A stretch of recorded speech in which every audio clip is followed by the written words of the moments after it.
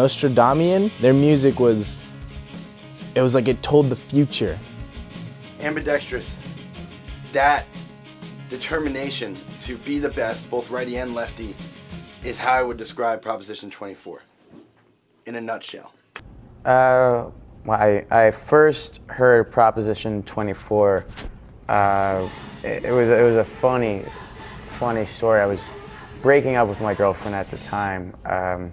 She was telling me, "You're worthless. Don't ever come back to my house. I never want to see you again." And this song was playing on the radio. I want to say it's "Don't Touch Me, Ape," or in parentheses, "or if you do, touch me good." Proposition 24? Saw them live once, and Jeff took all my cigarettes, and then he flipped me off and pushed me. I had known a lot about the band because I was a huge fan of them online, and I tried to explain this upside down bass solo thing that I'd seen on YouTube a million times. What he did was, he was lifted to the sky by a series of ropes and pulleys, and he was actually on top of his head, but upside down. So I guess at the bottom of his body was a disco ball hat that he had made the night before. Not only was it the most electrifying disco ball I've ever seen, it was the most unbelievable piece of music I've seen in music history. You know, anything that any talented artist has ever done is a mere shadow to this bass solo. And I really wish that he would do it again, but it was a one-time only thing, and it was for the Battle of the Bands, and it's because they wanted to prove that they're champions. And, I mean, what am I supposed to say to them? Nothing. We didn't even play. We left. It's the only show we ever left without playing. We were going to go on stage, and everyone was like, "Hey, listen, if you go on stage, you're the worst band ever," because of how good that was. Stop playing music forever. And we did. We took a 2-year hiatus. That's what we did. Hey, you guys remember Proposition 24? Shut up! Moving on. My prized possession from Proposition 24 was Jerome had a really funny hairstyle. He probably didn't think it was funny. It was probably, serious, I guess, to him. But he pretty much, he had all of his hair, like shaved, like buzzed short, and then he had just hair in the front that he could spike or let do whatever. And at one of the shows, after their encore, he ran out of drumsticks. He had played so hard and broken all of his drumsticks that he didn't have any more to throw out in the audience. But being the entertainer that he was, he couldn't just not give the audience that extra. So he actually cut his hair off on stage and threw his hair into the crowd.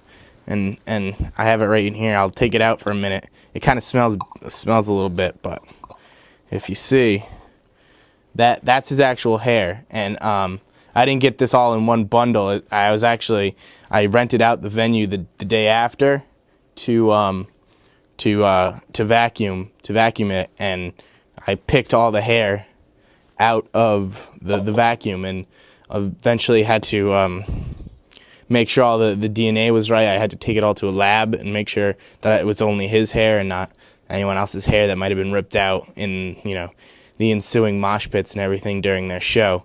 So that's a one-of-a-kind thing for Proposition 24.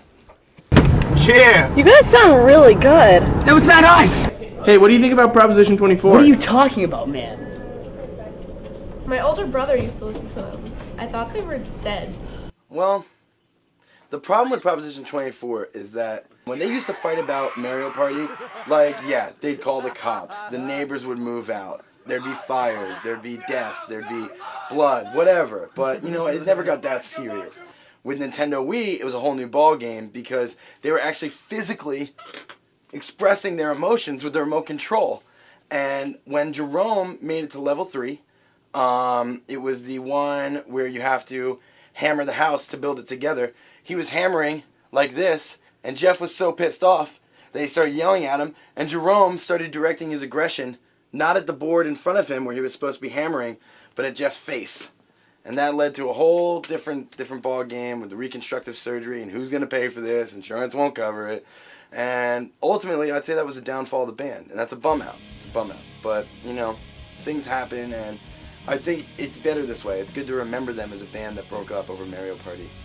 than a band that broke up over something silly like songwriting or ethics or, you know, money or stupid stuff that bands break up about all the time. It's good to know that they really fought for a purpose. You know what I mean? It's inspiring. What do you think about Proposition 24? Get the fuck away from me. Wait, weren't they the band that went mini golfing with the Goat's Head back in '96? Hang on 1 second. I'm getting a call. Hang on. Yeah, hello? Oh, hello, Mr. President. What's that, Mr. President? You want us to rock harder? Not a problem, sir. You heard the president.